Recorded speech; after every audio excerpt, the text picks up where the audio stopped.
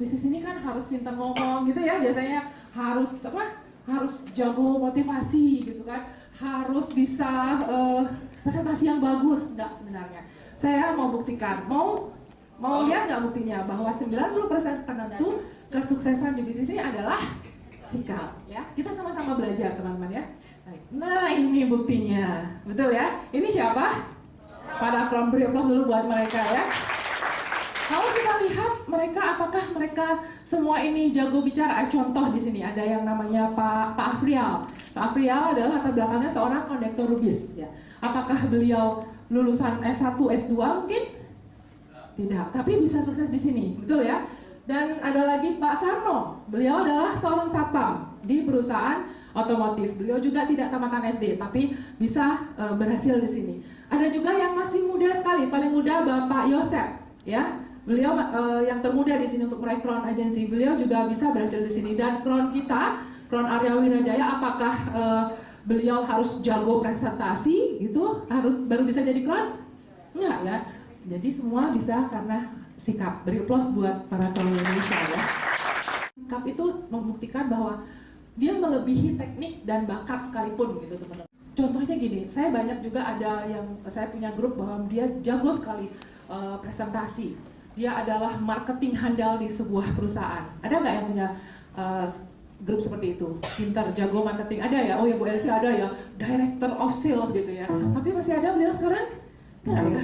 Oke, itu karena memang bukan karena itu sebagai syaratnya. Jadi melebihi kemampuan teknik dan bakat. Jadi sikap sangat penting dan itu merupakan faktor internal. Kenapa teman-teman? Jadi teman-teman ada dua hal ya, yaitu faktor eksternal dan internal. Kalau faktor eksternal nggak bisa kita kontrol, benar nggak? Contohnya hujan, bisa nggak kita kontrol? Kecuali pawang hujan gitu ya, dihentikan. Hujan berhenti, saya mau berangkat training gitu kan. Nah, apalagi faktor eksternal, orangnya nggak mau join gitu. Bisa nggak kita paksa harus join seperti itu? Atau grup mungkin ada yang rontok, ada punya grupnya rontok? Nah, itu faktor eksternal atau internal? Eksternal, nggak bisa kita kontrol. Jadi kalau sikap adalah faktor internal, bisa kita kontrol nggak? Bisa. Sebenarnya this very simple teman-teman. Karena apa? Karena sikap adalah faktor internal. Kita tinggal mengganti aja. Itu adalah sebuah keputusan untuk kita mau bersikap positif atau bersikap negatif. Itu. Nah, itu saya tulis ya, sikap merupakan keputusan. Ini contoh ya. Misalnya, oke, tadi di jalan ada banjir, ya, sama-sama ngalamin banjir. Saya bawa kendaraan menghadapi banjir di depan saya. Mobil yang satunya juga bawa kendaraan menghadapi banjir yang sama. Tapi jika saya membuat keputusan untuk tidak stres, untuk tetap menikmati perjalanan, hasilnya beda dengan mereka yang ngedumel atau marah-marah, betul nggak? Itu adalah keputusan yang kita bisa lakukan dengan cepat. Tinggal seperti itu. Kita yang membuat keputusan, kita mau bersikap seperti apa, mau negatif atau positif. Ya. Jadi di sini contohnya juga di sini masalah yang sama. Ini saya sangat sering melihat ya di lapangan, masalah yang sama jika disikapi dengan berbeda maka hasilnya berbeda. Contoh nih, ini saya akan banyakkan contoh. Mungkin teman-teman kalau mau ngasih masukan atau contoh yang lain silahkan karena kita sama-sama belajar ya. Mitra A dan mitra B ya. Mitra A mengalami masalah yang sama. Misalnya apa ya, pernah masalah kemarin AAJI gitu ya. Sama nggak mitra A, B, C, dan D masalahnya sama? Sama ya, AAJI misalnya, oh kalau misalnya mau terima bonus harus berlisensi AAJI, contohnya seperti itu. Tapi ada yang menyikapi ngambul, punya grupnya ngambul karena AAJI? Ya, punya, masih sampai sekarang, ngambul aja, bener nggak teman-teman? Tapi sedangkan kita yang menyikapi dengan positif, tetap aja berjalan dan kita tetap beromset dan bisa sukses di sini, betul nggak? Itu pilihan, betul? Itu pilihan. Jadi teman-teman nggak usah kadang-kadang kita stres karena pilihannya orang beda. Biarin aja, karena memang sebagian besar banyakkan orang yang negatif daripada yang positif, betul nggak? Mana lebih banyak orang miskin apa kaya? Yang lebih banyak miskin, yang lebih sedikit kaya. Jadi biasa ya, yang negatif lebih banyak. Jadi kita semua di sini dorongan ini termasuk orang yang positif dan kaya. Gitu. Jadi sebenarnya itu pilihan. Dan terus di sini contoh lagi nih. Pernah saya dengar bisik-bisik di BOP gitu ya. Ada yang presenter di depan. Kan nggak semua presenter kualitasnya sama, betul ya? Ada yang luar biasa udah jam terbangnya tinggi, ada yang masih malu-malu gitu ya. Tapi yang menyikapinya seperti ini. Saya dengar apa? tuh presenternya jelek, nggak ngerti gitu. Ada nggak kayak gitu? Ada ya. Tapi yang positif dia akan tetap akan mengatakan seperti ini yang di sampingnya. Kita bisa mengatakan seperti ini jika undangan kita bersikap negatif terhadap presenter di depan. Bilang apa coba? Baik. Iya betul, luar biasa. Itu presenter yang kayak gitu aja bisa. Dia loh udah bronze agensi penghasilan 5-10 juta per bulan. Seperti itu aja bisa. Berarti Bapak atau Ibu lebih bisa dong gitu ya. Setuju ya? Sepakat ya jawabannya seperti itu ya. Jadi jangan pernah tanya presenternya siapa sih nanti Jumat atau Selasa siapa. Semua bagus. Setuju nggak teman-teman? Semua presenternya bagus. Gak gampang loh di depan begini ya. Kita bisanya menjudge, menilai. Padahal pada saat disuruh di depan apa ya pasti bisa ya kan ya seperti itu teman-teman. Jadi semua berproses sama-sama belajar termasuk saya juga. Nah terus apa lagi contohnya, misalnya masalah dengan upline dengan downline ada nanti kita di slide berikutnya ya. Oke baik lanjut. Nah pernah dengar butterfly effect nggak? Butterfly itu apa? Bukan kelelawar ya. Itu gambarnya. Oke benar, saya ambil gambar butterfly effect. Jadi efek kupu-kupu. Jadi ada sebuah analogi gitu ya. Seekor kupu-kupu di Amazon berhasil dengan mengepakkan sayapnya bisa menyebabkan angin tornado di Amerika loh. Luar biasa nggak? Tahu nggak maksudnya itu? Sikap itu kayak gitu. Dengan hal ini saya udah tuliskan, sikap adalah hal kecil tapi membuat perbedaan yang besar. Itu efeknya luar biasa banget. Hanya mengganti sikap kita, perubahan perbedaan yang luar biasa. Bahkan perubahan hidup kita bisa berubah hanya dengan mengganti sikap kita. Sesimpel itu teman-teman. Nah, sikap terhadap orang, di sini kita akan bahas beberapa hal ya. Misalnya yang pertama, sikap terhadap orang lain seperti itu. Nah, ini yang mana kita di sini berbisnis dengan apa? Kita berbisnis dengan manusia. Kita bukan jualan barang kan ya. Ya, kalau kita nggak bisa perbaiki sikap kita, nggak akan punya bisnis besar di sini. Setuju nggak? Karena kita berinteraksi dengan orang dengan berbagai karakter. Ya, bagaimana kita menyikapi sama orang, apalagi gini, kalau bersikap sama orang yang mudah berinteraksi sama kita gampang. Tapi bagaimana saat bersikap dengan orang yang sulit? Ya, seru nggak?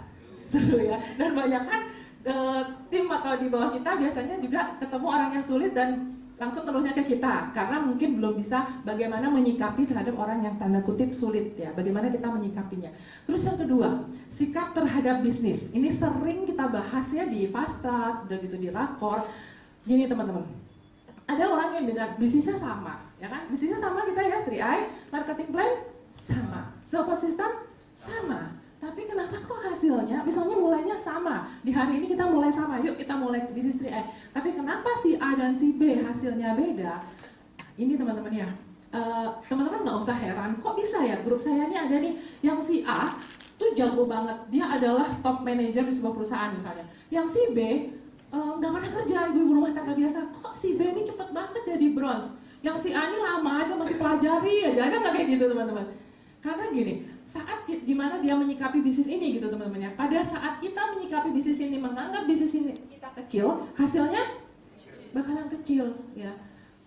Terus pada saat kita menyikapi bisnis ini kecil, nggak keluar semua potensinya kita, benar nggak? Ada aja alasan, benar ya? Apa misalnya nggak ada waktu, sibuk, bla bla bla segala macam, karena dia menganggap bisnis ini kecil, bisnis ini hanya bisnis sampingan, bisnis ini hanya bisnis iseng seperti itu, bisnis ini hanya yang sekedar mewujudkan untuk beli kebutuhan sehari-hari seperti itu.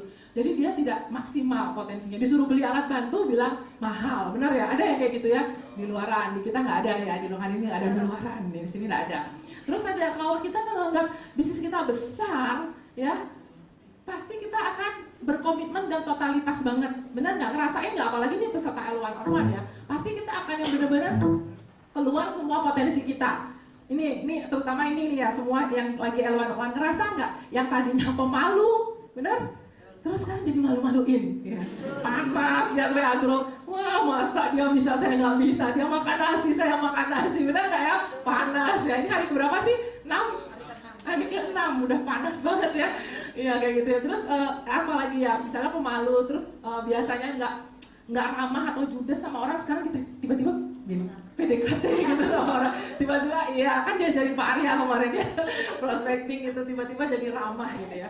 Nah itu maksudnya karena apa? Karena kita menyikapi bisnis kita bisnis besar. Bahkan saya sendiri, ini testimoni saya ya, pada saat saya join, waktu Pak Bento menawarkan form itu saya langsung bayar waktu itu 400.000. Waktu saya join serasa saya di properti, wah serasa saya transaksi miliaran gitu loh. Ya, jadi bagaimana kita menyikapi bisnis ini tuh ngefek banget ke bagaimana kita ngerjainnya, bagaimana komitmennya, nanti efeknya adalah hasilnya pasti mengikuti. Hasil itu hanya efek teman-teman, benar nggak ya? Oke. Dan kemudian sikap rendah hati. Nah ini penting banget ya, karena saat kita berkenalan sama prospek ataupun dikenalkan sama orang baru dari mitra kita, apabila kita begini, tau nggak begini apa itu? Sombong, ya kan? Mau nggak orangnya nyaman nggak sama kita? Kan ada tuh rumusnya, kita samakan frekuensi. Frekuensinya bakalan sama nggak kalau kita sombong? Enggak, itu penting banget. Jangan baru, misalnya, maaf ya, misalnya, dia sopir online gitu. Wah, saya kan sudah penghasilan 20 juta. Terus nih, dari bahasa tubuh dia akan berasa, teman-teman, percaya saya. Dari bahasa tubuh, dari frekuensi, dari sikap kita tuh terasa. Dia akan merasa nih orang sombong sekali. Jadi penting banget sikap rendah hati, teman-teman. Big Shot tuh gini loh. Saya juga punya tim kayak gitu ya, tapi udah nggak ada sekarang orangnya. Jadi di awal dia sangat nurut banget sama sistem. Di awal dia sangat nurut banget sama leader aktifnya. Di awal dia sangat follow step-step yang diarahkan oleh upline-nya. Tapi berjalan waktu, dia merasa grupnya besar ya kan, bahkan dia bisa nyalip upline-nya gitu, dia langsung sombong ya. Dia langsung tinggi hati, dia langsung arogan, seperti itu namanya big shot. Jadi jangan sampai nanti teman-teman, kita nggak pernah tahu ya, perjalanan kita kan beda-beda, bisa nyalip upline nggak? Bisa ya, itu luar biasa bisnis, tapi jangan sampai big shot. Saya tulis di situ upline, terhadap upline, terhadap company, terhadap support system. Ini ciri-cirinya ya. Ciri-ciri orang yang big shot gitu ya, orang yang benar-benar arogan gitu. Yang pertama, dia mulai mengkritik upline-nya. Apa yang dibilang upline-nya atau leader-nya salah terus gitu. Ada ya di luar sana ya, di sini nggak ada ya. Oke. Ada yang kedua, ciri-cirinya nggak pernah ada yang benar tentang perusahaan ya. Perusahaannya salah aja terus. Ya itu begini, begitu gitu ya. Ya itu begini, begitu. Ada yang salah. Ya, itu ciri-ciri yang kedua. Ciri-ciri yang ketiga, bisa itu selalu mengkritik support sistemnya, ya. Wah harusnya begini, begitu. Wah support sistemnya itu lebih bagus loh. Terus banding-bandingkan dengan support sistem sendiri, gitu. Ya, jadi pastikan kalau pengen lama, pengen berjalan lama, pengen sebuah benar-benar kebebasan waktu dan kebebasan finansial, pastikan kita tetap rendah hati dan mau di awal ya. Saya sendiri ya, testimoni saya mengawali bisnis ini juga seperti itu. Saya buka jubah saya taruh semua pengalaman saya dulu seperti apa di perusahaan atau bidang yang lain. Saya tetap mau rendah hati belajar dengan mentor saya ya, Bapak Arya, dan upline saya Bapak Bento, beri kelas buat mereka. Nah, kemudian sikap terhadap masalah ya. Di sini, karena memang kita seperti saya bilang tadi di awal, kita berbisnis di sini berhadapan sama berbagai karakter manusia. Jadi kita harus mentalnya tangguh, teman-teman. Nggak bisa mental tempe, nggak bisa sukses di sini. Ya kalaupun misalnya bisa dapat income, kalau mental tempe itu pasti income-nya juga nggak bisa signifikan banget, nggak bisa gede banget gitu. Tapi kalau kita mau benar-benar dibayar mahal di sini, kalau kita mau benar-benar profesional di sini, memang harus diawali dengan sikap dan mental yang tangguh. Ya. Salah satunya misalnya pada saat pada saat kita mengelola emosi gitu ya. Pada saat kalau semua tim kita atau downline kita atau tim kita nurut, ya aman aja. Tapi pada saat ada yang saya bilang tadi yang susah, tanda kutip ya, orang yang susah diatur, susah dimengerti, susah dipahami, itu bisa nggak kita menghadapinya kayak gitu. Jadi kontrol emosinya seperti apa? Karena kita memang berbisnis dengan manusia. Nah, kalau tentang masalah ya ini tadi, hidup saya suka tayangkan ini ya di rakor saya, karena banyak sekali belakangan ini, apalagi tuh sampai Pak Dodi ngeluarin YouTube tentang hutang ya Kak Dodi ya. Banyak banget masalah keuangan belakangan ini, benar nggak? Ini belum apa-apa, ntar lagi tengah tahun resesi loh ya. Banyak sekali emosi, loh usahanya nggak jalan, usaha konvensionalnya nggak jalan, terus dia nggak ngerjain CR, bilangnya karena karena lagi kendala nih, keuangan lagi nggak lancar, terus ikut berhenti seperti itu. Jadi memang kita nggak bisa lari gitu loh teman-teman. Pada saat masalah datang tuh kita harus hadapi ya. Pada saat Kak Dodi banyak hutang tuh ya, kita hadapi kan gitu ya. Kayak gitu. Termasuk juga masalah tuh kayak ujian gitu loh teman-teman ya. Pada saat kita misalnya kelas 3 SD, kita mau naik ke kelas 4 SD, ada ujiannya nggak? Terus kalau ujiannya nggak dikerjain, kita naik kelas nggak? enggak kan? Sama hidup ini juga gitu. Kalau kita banyak ujian, berarti kita akan dipersiapkan ke kelas dan level hidup yang lebih tinggi luar biasa buat kita semua. Itu saya percaya banget gitu. Tanya leader-leader kita ya, mentor-mentor kita yang sudah go above TA, ke LA, ke bronze, beda lagi ya, ke silver, ke gold luar biasa ya, ke platinum. Sekarang kita lagi berjuang ke titanium, nanti kalau beda lagi. Jadi hadapi aja, enjoy aja bro gitu ya. Asik. Tepuk tangan ya. Jadi itu kan saya tayangkan, jika hidupmu saat ini banyak ujian, berarti sebentar lagi kamu naik kelas. Hore, tepuk tangan lagi. Jadi kalau ada badai, sering gitu, Bu saya break dulu ya Bu ya, karena saya lagi masalah banyak. Ada kayak gitu? Kok pakai break dulu? Emangnya kalau nge-break dulu terus masalahnya selesai gitu ya? Enggak kan gitu. Terus saya bilang ini, please deh jangan berhenti di tengah badai. Misalnya dalam kendaraannya ada badai di depan, kita berhenti jadinya apa? Bayang nggak? Diputar diumpas badai ya. Tapi kita hidup bukan menunggu badai berlalu, tapi hidup bagaimana kita bisa menari saat badai itu datang.